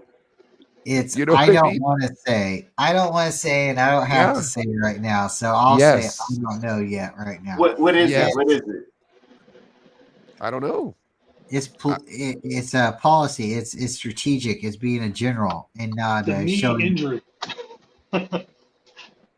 Yeah. So Did you say Is Mitchell? he trying to rock Phoenix to sleep a little bit, or Arizona to sleep a little bit, and say, "Hey, don't worry about Debo. You know, he's hurt. He's not gonna play." maybe this is for Dallas. Could be. Did you say Mitchell? Did you say Mitchell's injured again? Mitchell's out? Are you serious? What happened to him? I don't even know. Mitchell always He hurt gets. his knee leaving the field, is what I from what Like I heard. Oh he my fell, gosh, he fell man. Man, and hit his knee, from what I heard. Hey, we had a saying back in the day, man. You can't make the club in the tub, and if you're always in the training tub, you know. I was looking truly, Brian. I was looking at Mitchell being moved this offseason. I think Jordan Mason is excellent as far as a pure runner that's slow to it and fast through it and falling forward on your, on your runs. I really like Jordan Mason. He reminded me of Marion Barber, who used to play back in the days with the Dallas Cowboys, a young beast mode. He wears the same number. He's got the same hair, the same balanced running attack. They run with their legs a little far apart, and it's hard to get them down. They die hard. They go hard at the position. I would very much like to see Jordan Mason get more picks, more carries, more, and he can block. That was the big thing with TDP. When I looked at the film, they all 22s, as I do, man. I'm a film connoisseur. Everything from great cinematic features like The Godfather to watching the all 22s every day. I look back and see things, and then during the preseason, man, TDP can't block, bro. And when you got a pass protection that depends on our runners, they call it fox protection, when the runners are staying back to block. Man, I worry because my man, I'm crazy about my man, Brock Purdy. I have been all in since week 13 of last year. I was seeing him doing some incredible things. I think we got a wonderful, wonderful resource in Brock Purdy. But, man, if you back there and you can't protect Brock Purdy, man, I'm sorry. Tear down. We're going to make a gentleman's bet. Go ahead, bro. All right. I'm probably an extra large because I like my jersey a little bit bigger. If the 49ers win the Super Bowl, I will buy you a Brock Purdy jersey. And you will buy me a Brock Purdy jersey. And we'll do the jersey change. Hook me up, man. Hook me up. I normally only wear Hall of Famers. Ronnie Lott, I got. Jerry Rice, I got. Had a Joe Montana. My son's got that.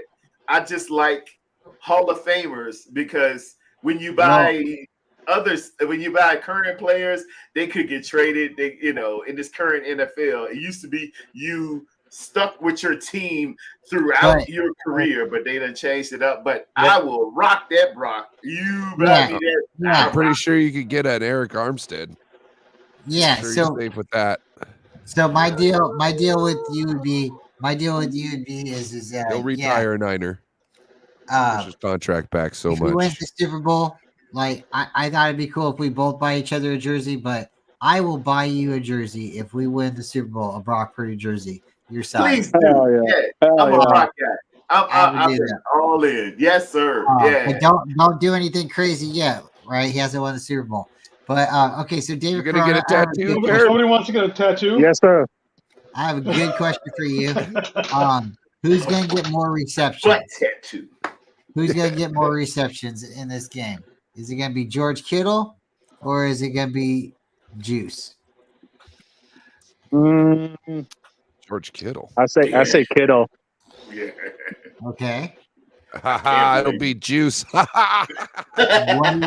do you think? What do you think Kittle does? Do you think he scores a touchdown? Because he does pretty good against the Cardinals, unless Buda Baker's out there, right? He's gonna And score Buda's 2 not. touchdowns. He's gonna score 2 touchdowns. I hope so. I really hope so. Okay, so John Jay, my question for you: who's gonna have a better game, Fred Warner, Yabba Dabba Doo, or Hufunga? Oh, Ooh, you put me in the tough spot. Us Oh, Polynesians wow. might sound like that. I'm just gonna say that off the bat. Shout out Well, to I like to Fred say- I Warner like to Sr. say- Thank you for Sorry, subscribing to my John. channel many years John. ago. John, just a second. I like to think of Hufunga as like Tarzan because of his hair. So, Oh hell yeah! gotcha. all right. Go ahead, John. Yeah, see, you put me in a tough spot because I like these two guys. And first, shout out to Fred Warner Sr. That's Fred Warner's father. Thanks for subbing to my channel a long time ago. I'm gonna go with Hufunga.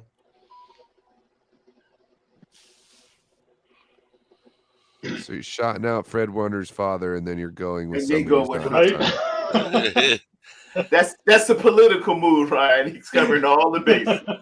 But would you like Yes. to Hey, elaborate? I sounded like Would one you of those to people. elaborate with that a little bit more? Because like this is your couple minutes of the show. So like Hufunga or Fred Warner, you could talk about both of them. What do you think they'll do in this game? What's your thoughts?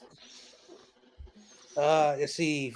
Fred Warner will, do what he normally does is like go after the quarterback, be part of the run game. Of course, he will also be implemented, in certain pass packages. He'll probably like get a lot of tackles on the running backs. Hufunga is going to be everywhere. He's going to be like, people say he plays like a linebacker. He's going to be everywhere. That's why he gets the stats. He's always at the right place at the right time. That's why I went with Talanoa Hufunga, because a guy who can play safety, but also can be like a decoy linebacker who can also sack the quarterback. That's a very rare trait for a player who can play safety. It's true. And I think Hakuna Wilkes is going Matata, to dial Brian. up. He's going to dial up some blitzes for him. No worries. Yeah, For the rest of Yes. your days. So Corey Davis, It's our problem You- free you just returned, and philosophy.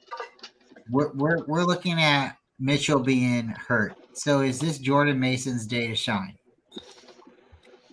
Yes, it should be Jordan Mason. Because if Mitchell's hurt like he is always, I'm tired of him getting hurt. Ugh. Me too. Tell him, Corey. It should be Jordan Mason, and it should be Jordan. I think it should be Jordan Mason all the way through Yes, sir. the whole season. I love Mitchell. Yes, but I just can't. Every time I'm looking at, he can't make it through a season. He get hurt, or look at this.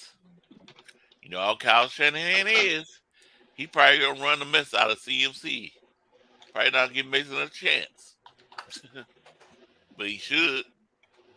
But you know how Kyle Shanahan does. He did it. He let CMC run in was it the Rams game? Yeah. Yeah, Where the whole game. he ran the whole game. Didn't bring no backup, no other running back in. So it might be CMC that. should be in for 2 situation. series and then out for 1. Yep. Maybe if you need to bring him in on a play to do something, whatever. But like, give the man some rest. And we got good dudes. You're muted, Brian. Okay. Question for everybody. Let's start with Ryan. Then we'll go to Corey, David, Terradome, John, Jason, or however. We'll just be all polite. But everybody, I want everybody's opinion. Is Kinlaw overachieving or underachieving? And I would like to just really politely start and say I think he's achieving. I think he is achieving what he is doing what we were hoping. Go ahead, Brian.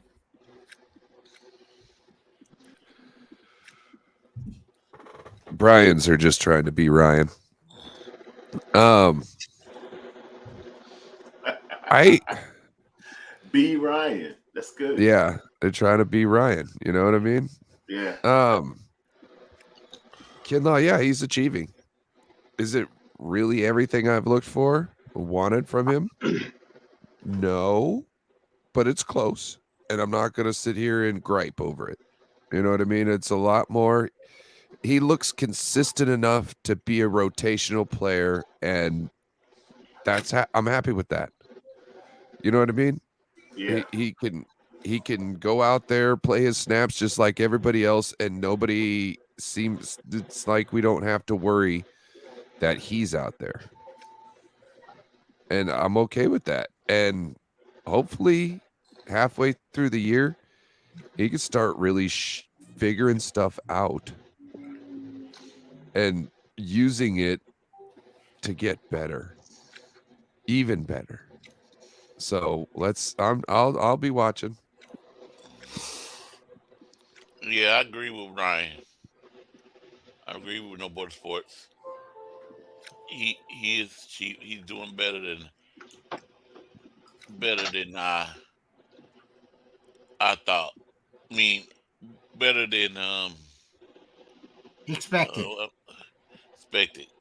So some of the preseason games, I thought, man, here we go.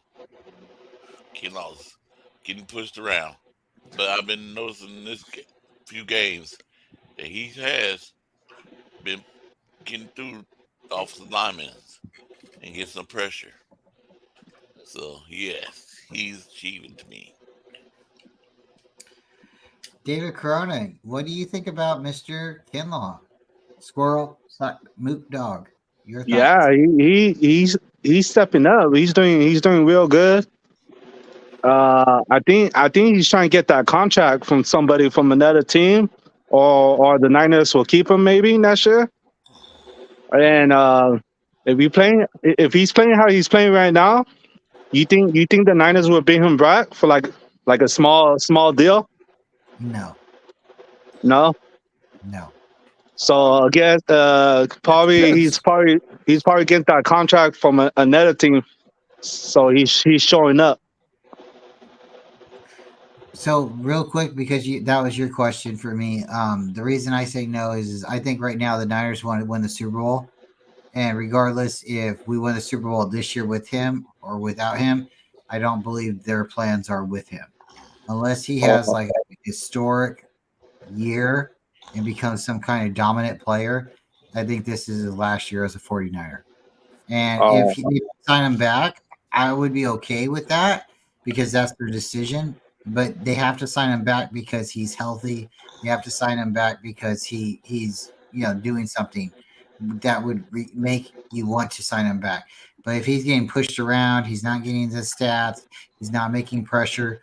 At this point, we're seeing him get pressure. We're seeing him move the pocket. We are seeing progression. Is that enough for us to sign him back? Maybe not. Maybe we still say, hey, you might think you're overvalued, or if he really wants to take a team-friendly deal, I could see him coming back to the Niners. If I'm the 49ers, I'd probably let him walk. That's me. But let's move to he's trying to get a contract from another team, so that's why he's working so hard. Oh yeah. Right now, he's trying to win a ring with the 49ers. Okay. All right. And if he wins a ring with the 49ers, he could go to another team and say, I was on a Super Bowl team. I helped Exactly. But if he gets to, if he doesn't win a Super Bowl this year, then they'll look at him and say, well, you went to the playoffs, but you were a rotation player. Yeah. But if he wins a Super Bowl, then he says, yeah, I was a rotation player, but I was again, it's like another notch up. Pterodome, what's your thoughts on Mr. Kinlaw? Hey, happy birthday, man. Yeah, happy It's birthday for my mom. I see Laura Cat in the chat. They're both happy birthday to your redheads. mother. Happy And birthday to your mom. Happy man, Your mom's a birthday. redhead too? yes. Happy Oh birthday. damn. She's so crazy Birthday. about Laura Cat. I told her about Laura Cat, and I said she's got red hair too. And they were on my show one day, and they kind of, and both of them are wonderful educators and preschool and elementary school teachers. And hey, we need more of you. Trust me. As far as Kinlaw, man, I'm like a lot of you guys were, man. After that Eagle game, I know we were in our emotions, and we had just gotten decimated. But the film that Kinlaw put out there, man, getting pushed around by a good Eagles team, but it just looked it looked bad. It looked like McGlinchey getting thrown out of the club. And when you're on emotion, when you're really pissed off, you feel some kind of way, man. And to see him getting pushed off the line of scrimmage like that and pushed around, a lot of us were. I know I was. I'm just going to speak for me at this time. Man, I felt like get him out of here and get him out of here now, because we can't have that. And the rest of the league saw it, and they felt like they could just bully a supposed bully. But, he went back to the lab. He went and tried to really, really work things out. He was hurt. And I saw an interview with him. Larry Krueger caught him in the locker room and just was talking to him as a young man, talking to him as a player. And somehow it kind of cracked my soul a little bit to listen to how he responded and how he just really opened himself up and said, man, I'm just trying to do this. I finally feel healthy. I ain't been healthy. I'm trying to get this. And the production or the fruit of that tree was how he's been playing. And as a rotational piece, without everything being on him, he looked like he's really putting his best foot forward. Now there is, as y'all mentioned, the added pressure of a contract year. And usually when you want to check a guy's production, when you want to see how great he's going to be, check him in that contract year. People show up and show out when it's time to get paid. I know I do. When it was time to get my money for the job or whatever I was doing, I showed up on time that day. And he's really moving forward and putting some real good film out there. I think, it's kind of, I hate to be on the fence about something a little bit, but I think we just got to really see and improve the best of what Kinlaw can be this year. He's shown a little bit. He's shown a lot in terms of being that rotational piece we've been looking for. And, the best is yet to come with this young man, I think so.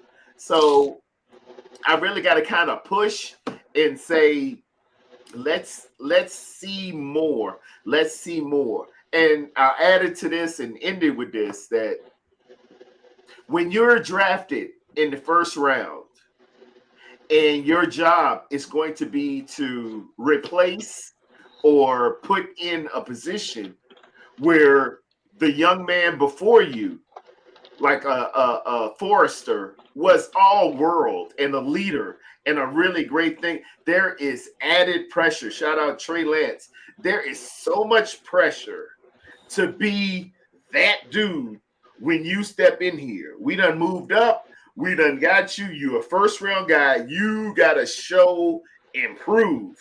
And if it doesn't happen in those months or that year accordingly, it can have devastating effects. And we judge it a little harder. We just do. A third round pick is judged so much more different than a first round guy who's replacing a former All-Pro.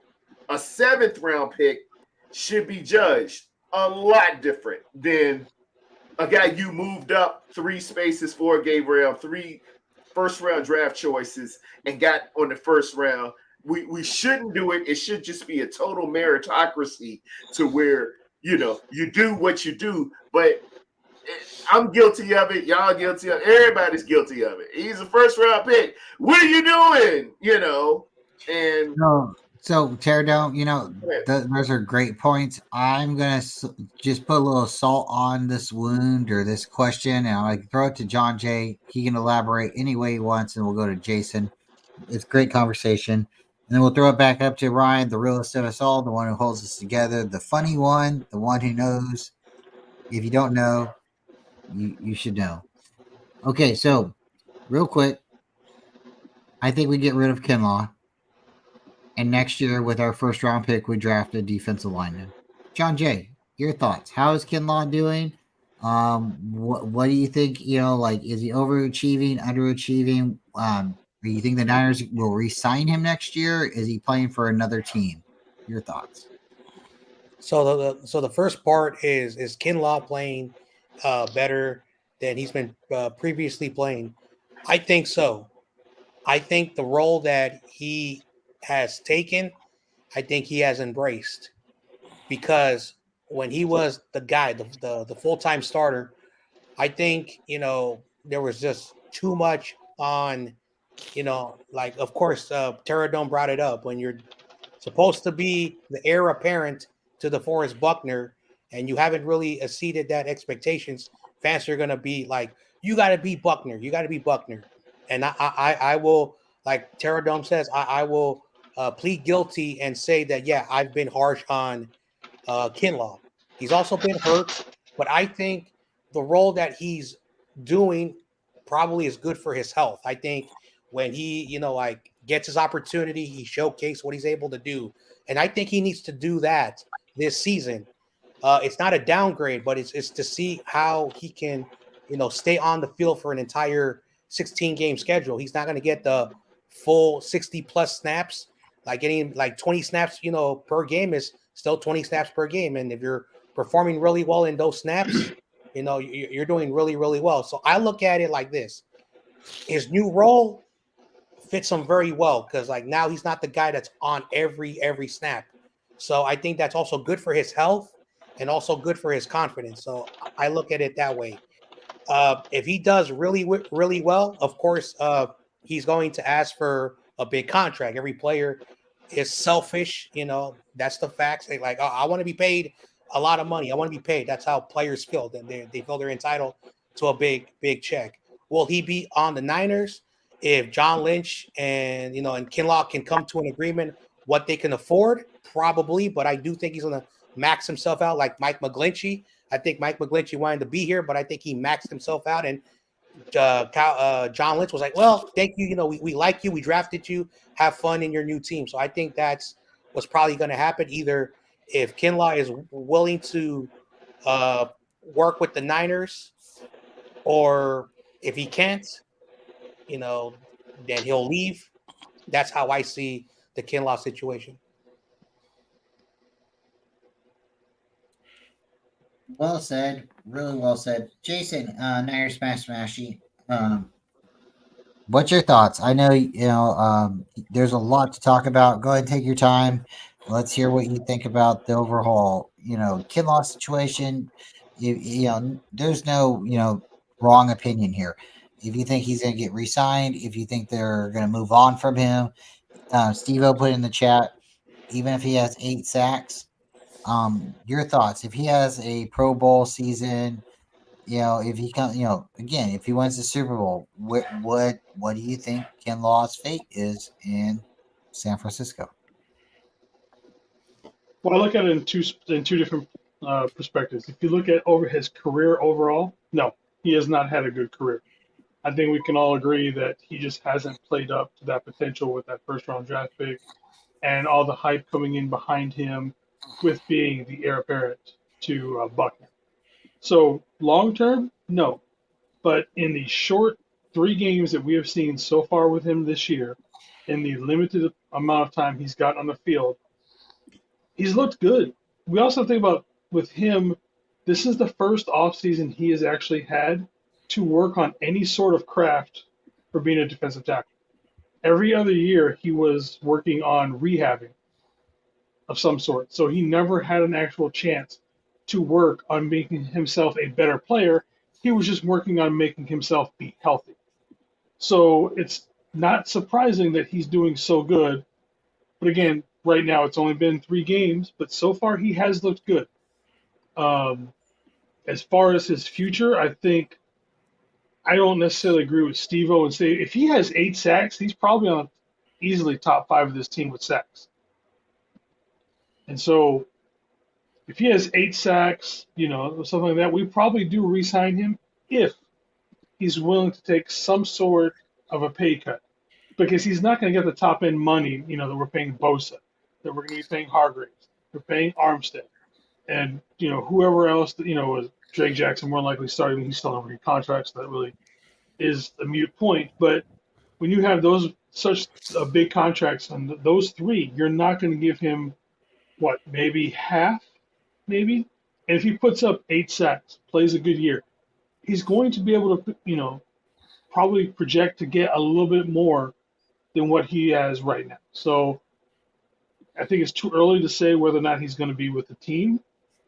It's only been 3 games. He could go back to get hurt and have the issues that he's had before, or he continues to get better and better and better, which is what we're all hoping for. So, like I said, as a career, probably on the negative, but so far in the small example that we've seen so far this year, definitely looking better. Ryan, I'm gonna throw it to you. What's your thoughts, man? Is Moody the real deal? And then you can ask everybody else the real questions. But I'll just give you a full question. 36 points. Is he our MVP? And then I'm gonna go on mute. But it's back to. I don't really think he's MVP right now. He's doing his job though. Look, if he was winning us games in the last second, then I would say he's our MVP. But really, right now, he's just doing his job, and it's not like he's being asked to do remarkable things either. You know what I mean? He's doing a lot of average kicker stuff. So I'm not gonna. But hey, if he kicks us a nice 60 something yarder to win a game, he will definitely be MVP of that game. And we could talk about some other stuff, because certain games here and there throughout the season obviously have playoff implications and how you can be seeded. So who knows? It might come down to we winning a game and somebody else losing us for us to get the first seed. And then you can go back and you can point at that Jake Moody 78-yard field goal for the win and be like, if he didn't kick out of his brain that night, we would not be here right now. You know what I mean? So then you could call him the MVP of the season, especially if it got you a first seed into the Super Bowl and then you won it. I mean, if I'm praising my kicker, if I have to praise my kicker to get a Super Bowl win, let's do it. Well, I will carry Jake Moody on my shoulders. It's just funny. Like the last Super Bowl win we did have, we had a rookie kicker. Shout out to Doug O'Brien, Doug Bryan. And, it is what it is.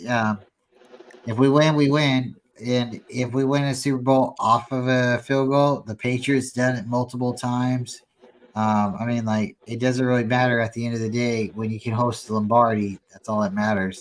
I just think it's funny. He's got like 36 points on the season right now. And, as long as he just keeps performing, that's all that matters. I think he's achieving. He's doing what he's supposed to be doing. A 57-yarder is not too bad. I heard the other day he kicked a field goal in practice. It went over the it went over the net and hit a car that broke the windshield. So I don't know. I'll try to find out if I can get some documentation on that. But Jake Moody definitely seems to be the real deal. Ryan, you got questions for the panel, or do you want me to keep asking? Because I can definitely ask questions. Well, we've got about 14 minutes till we head over to Corey's show.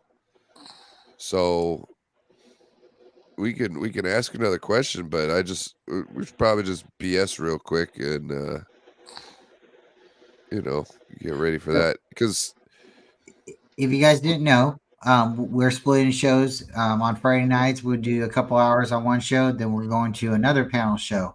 So Corey is the guy tonight, and everyone's welcome to go from here to Corey's show. If anybody else wants to come on, throw it in the chat. We'll try to bring you on, or if you're on Twitter, let us know. But we're gonna go to Corey's show and have a couple hours over there and have some fun. And but Corey's probably gonna leave just in a few minutes, and we're gonna probably go over just a couple minutes so we can maybe go raid Corey's chat or whatever, or however it works out. But yeah, Ryan, do you got a good dad joke or anything?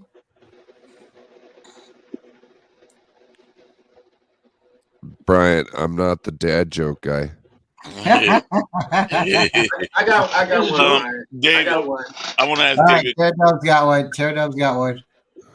What were you saying, Corey? You got anything? No, I was about to ask David Corona. Give him a little advice. What's up, Corey? You should wait to make your best to get other teams to that game coming, because you don't never know what the 49ers is gonna be like at time. Yeah. Quarterback get hurt. Somebody could be out. So you should wait. Always have faith though, but yeah, you're right. You're right though. You think you can send me the link on your channel, please? I already did. All right, cool. Hey Brian, I got a question for you. You think we should for who's the guy who got hurt again? The running back? Elijah Mitchell. Oh, Mitchell. You think we should move him to like wide receiver, or because he always gets hurt on running back? So you think we should say like, oh, hey, they move you to wide receiver and they see how you do there? So the thing about Elijah Mitchell is he's a wonderful player. He always falls forward when he gets tackled. So you're like, hey, it's like almost another first down. He falls like 5 yards. Every time he gets the ball, it's like always 5 yards or more, right? Right. But when you can't stay healthy is your best availability, right? Mm-hmm. So if you can't stay healthy, sometimes, maybe this color uniform isn't the right one for you. Maybe, a different offense, maybe where it's not so aggressive, because we need you to be a bruiser. You act like you're a bruiser, but we don't need you to be Mr. Glass out there. And I'm not saying Elijah's Glass. I'd love to meet you, Elijah. Don't punch me in the face. But we need you healthy. And we brought you in for like just a couple carries, and I don't know what happened. You fell in practice or something, hurt your knee. I'm not saying cut him, David. I'm not saying cut him at all. But if we can get capital out of him and he can go to another team where he's successful, I don't want him to go to Miami. That's where all of our running backs go. But yeah, I mean, like, I really like the guy. I want to see him do good. We have CMC. Everybody wants to see CMC come out so we don't get him hurt.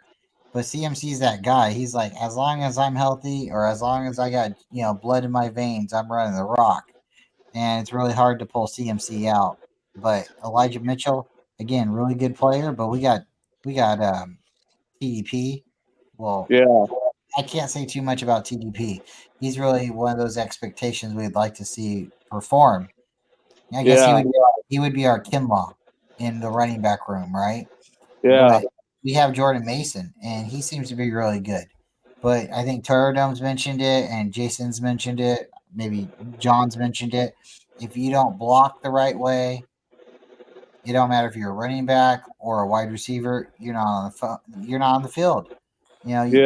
Like you, but sooner or later it's going to be bye, Felicia. Yep.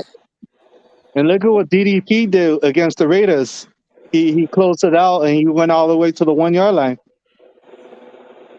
Yeah, I mean, he's got potential, but we just haven't. They don't play him that much because we got Christian McCaffrey. They don't play him that much because he's had some mishaps. He's had some mistakes. He's had some injuries. Setbacks. Oh, okay. He runs. His running ability is fine, but he. I mean, it's not a question of maybe we got to clean up some things on the technique. The kid just really can't block, man. He whiffs more than a perfume tester at Macy's. He just whiffs. He closes his eyes and tries to block, and people are jumping past him, around him, over him.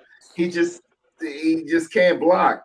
And I know the natural reaction is people saying, well, just only use him to run the ball. Well, defensive coaches and coordinators pick up on that. And if you only come in to run it, they're keying right on you. You made it real easy. We was like, well, the only reason he comes in is to run the ball. So let's blitz to him. That's when you see TDP, blitz to TDP. That's why you got to have a guy who's ambidextrous in his way, his modus operandi, if you will, of blocking and being into play and receiving as well. You need to do all of those so that you're that triple threat, And yeah, you're right. It's horrible, man. It's bad. It's really, really bad. Look at the all 22s. I'll end it with this dad joke, man. I seen it on a sign.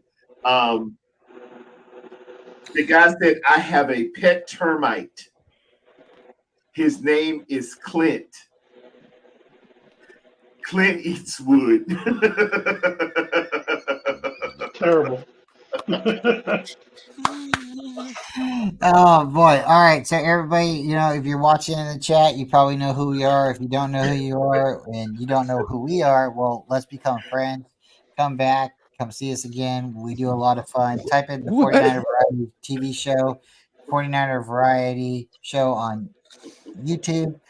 No Border Sports, the realest of us all. We got David Corona, we got Terry Dove, we got Jason Ashley, John Jay, the Ultimate Warrior, the Ultimate 49er Report. Corey, Lockdown Davis, talk. And David McNiner is usually here as well.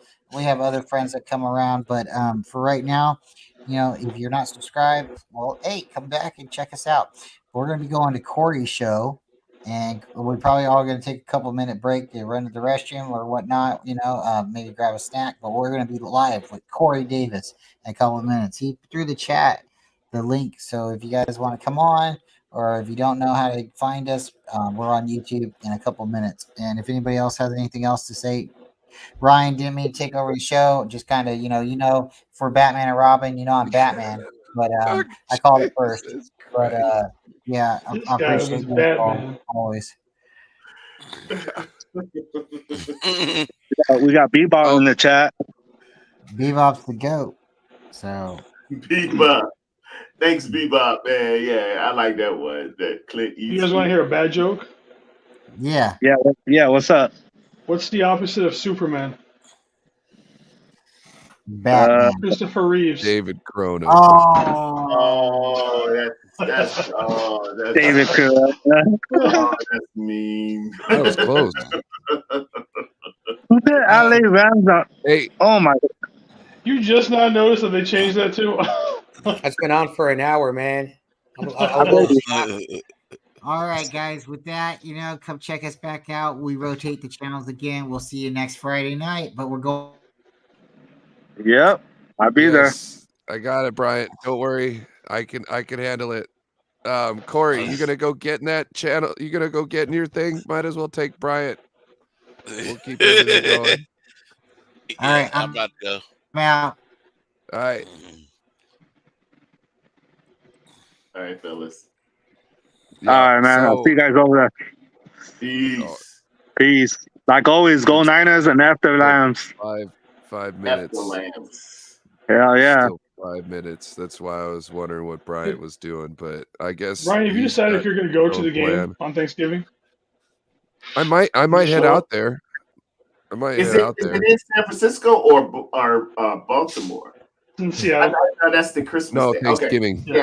Yeah. Okay. Thanksgiving. It's in Yeah, Seattle. Baltimore's the Christmas game. I thought about going down there. We will You not. should at least show up. I just don't know. We are going to be we're gonna show up there as soon as the tailgate opens, and we're basically cooking Thanksgiving dinner there. Oh hell I yeah! just don't know if And I'm then for gonna be my sitting there. You doing a Sitting deep there fried cold turkey, or and what kind of turkey? no, I'm gonna smoke a turkey. I'm not gonna do a deep fryer there. Okay, that's dope. Word up. I just That's don't And know then if we're I also want to gonna sit there and I have be. a cooking channel for weight loss, so I'm gonna Ooh, be doing one of my recipes for there. I'll be doing the Is my mic Seattle not dog. working?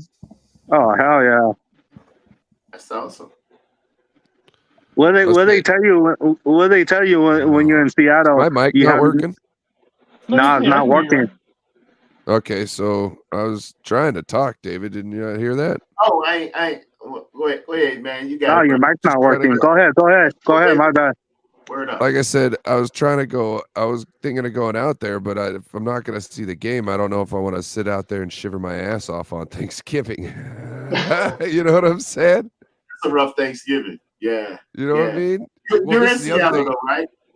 Yeah, but I don't know if I want to get rained and then hit with the wind all day long because that's a Is bad it bad thing. out there? Is that bad out there in Seattle in November? It depends. It No. depends. It's not necessary. You know what I'm talking about when it rains and you're drenched and then the wind comes through and then Oh yeah, if you're gone. wet, if you're Yeah. wet and windy, and yeah, it's about 10 degrees colder. That's what the Northwest is. It's just nothing Jeez. but rain All right, and see then you guys wind. over there. They said All Cody's right, gone. take it easy. All right, It's not as man. bad as everybody says it is. Yeah, they make It all it like depends it's though. dreary all the time. Like I go out there in a t-shirt and get rained on, but it's Right? a difference when you're going to your car and when you're out there for like 6 hours. You know what I Yeah. mean? There's a big difference. Like, We got Rising Rhino in the house. What up? Rising We are moving over to Rhino. hey, do you own an Yeah. umbrella? No. Yeah, exactly. No, Yeah. that's how you can tell the tourists here. If they have an umbrella, they're a tourist. The Yeah. umbrellas don't last long. The moment a gust of wind comes around or a good gust of wind, the umbrella's gone. You're getting rained on anyway. You just buy a good jacket. You just spend money on a really good jacket and you just get rained on. You Gore-Tex. just change hoodies.